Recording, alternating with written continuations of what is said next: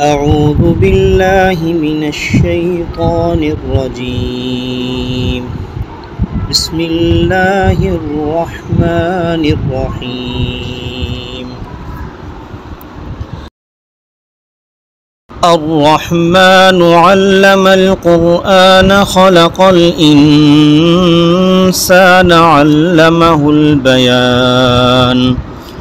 الشمس والقمر بحسبان والنجم والشجر يسجدان والسماء رفعها ووضع الميزان ألا تطغوا في الميزان وأقيموا الوزن بالقسط ولا تخسروا الميزان والأرض وضعها للأنام فيها فاكهة والنخل ذات الأكمام والحب ذو العصف والريحان فبأي آلاء ربكما تكذبان خلق الإنسان من صلصال كالفخار وخلق الجان من مارج من نار فبأي آلاء ربكما تكذبان رب المشرقين ورب المغربين فبأي آلاء ربكما تكذبان مرج البحرين يلتقيان بينهما برزخ لا يبغيان فبأي آلاء ربكما تكذبان يخرج منهما اللؤلؤ والمرجان فبأي آلاء ربكما تكذبان وله الجوار المنشآت في البحر كالأعلام فبأي آلاء ربكما تكذبان كل من عليها فان ويبقى وجه ربك ذو الجلال والإكرام فبأي آلاء ربكما تكذبان يسأله من في السماوات والأرض كل يوم هو في شأن فبأي آلاء ربكما تكذبان سنفرغ لكم أيها الثقلان فبأي آلاء ربكما تكذبان يا معشر الجن والإنس إن استطعتم أن تنفذوا من أقطار السماوات والأرض فانفذوا لا تنفذون إلا بسلطان فبأي آلاء ربكما تكذبان يرسل عليكما شواظ من نار ونحاس فلا تنتصران فبأي آلاء ربكما تكذبان فإذا انشقت السماء فكانت وردة كالدهان فبأي آلاء ربكما تكذبان فيومئذ لا يسأل عن ذنبه إنس ولا جان فبأي آلاء ربكما تكذبان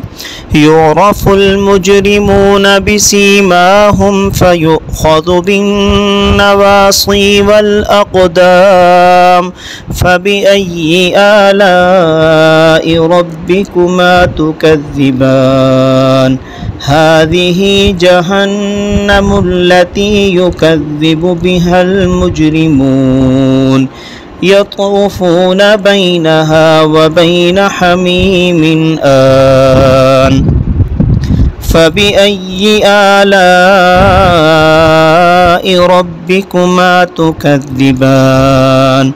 ولمن خاف مقام ربه جنتان فبأي آلاء ربكما تكذبان ذواتا أفنان فبأي آلاء ربكما تكذبان فيهما عينان تجريان فبأي آلاء ربكما تكذبان فيهما من كل فاكهة زوجان فبأي آلاء ربكما تكذبان متكئين على فرش بطائنها من استبرق وجنى الجنتين دان فبأي آلاء ربكما تكذبان فيهن قاصرات الطرف لم يطمثهن إنس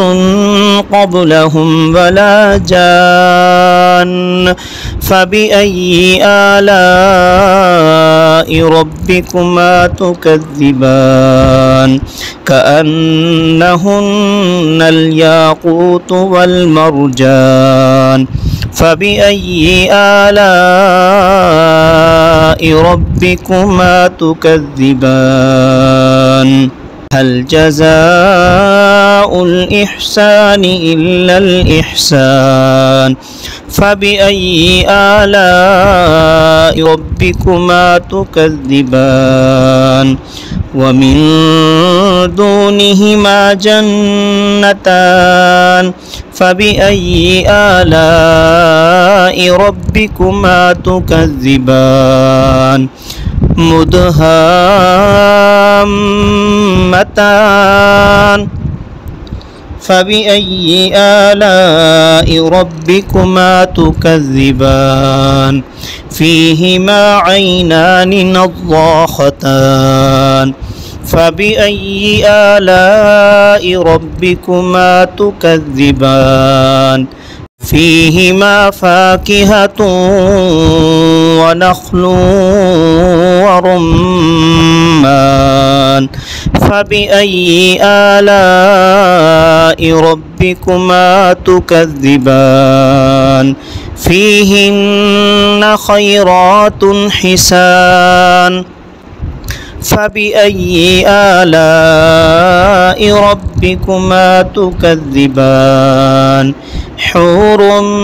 مقصورات في الخيام فبأي آلاء ربكما تكذبان لم يطمثهن إنس قبلهم ولا جان فبأي آلاء ربكما تكذبان متكئين على رفرف خضر وعبقري حسان فبأي آلاء ربكما تكذبان تبارك اسم ربك ذي الجلال والإكرام صدق الله العظيم.